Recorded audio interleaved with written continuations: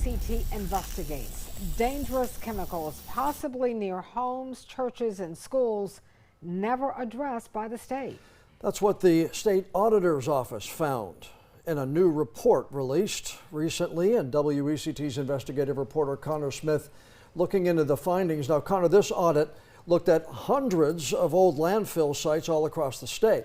Yeah, that's right, John. And they found that in southeastern North Carolina, less than 5% have actually been fully cleaned up. The state auditor tells me this is a dangerous problem that needs to be addressed.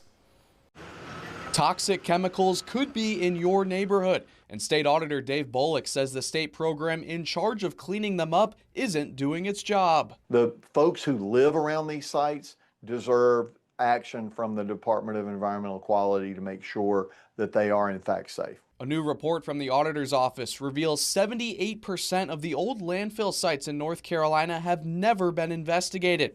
NCDEQ's program gets about $12 million a year to address sites like these.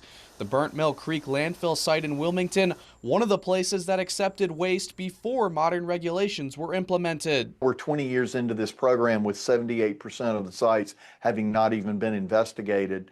I think that does beg the question of how are those resources being allocated? The auditor notes most of the sites are near homes, churches, schools, or water sources. Previous investigations have uncovered lead, methane, and other dangerous chemicals. This is an important issue that needs to be addressed. We dug through the data and found sites scattered across our region. Out of the 40-plus landfills across New Hanover, Pender, Brunswick, Bladen, and Columbus counties, only 3 have been investigated, meaning for the Optimus Ballpark site off Front Street or Blue Clay Road landfill near Castle Hayne, the state has no idea how contaminated the land or water could be. This is an area where DEQ could stand a fresh look under the hood and a fresh focus on getting results for the most people and getting a return on taxpayer dollars to remediate programs where there is the highest risk. NCDEQ agreed with the auditor's findings and tells us this is a funding issue. Cleaning up every site will cost $1 billion in total. That's 9 times how much NCDEQ gets from the state annually. But the auditor and DEQ agree it's an issue that needs to be cleaned up.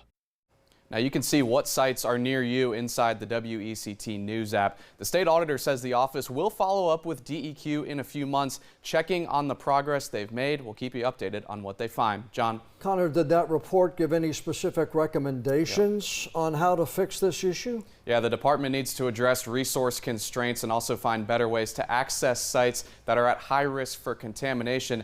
DEQ says they have a plan to address that. We have those details also inside this story on the WECT News app. All right, Connor, appreciate the update. Thanks.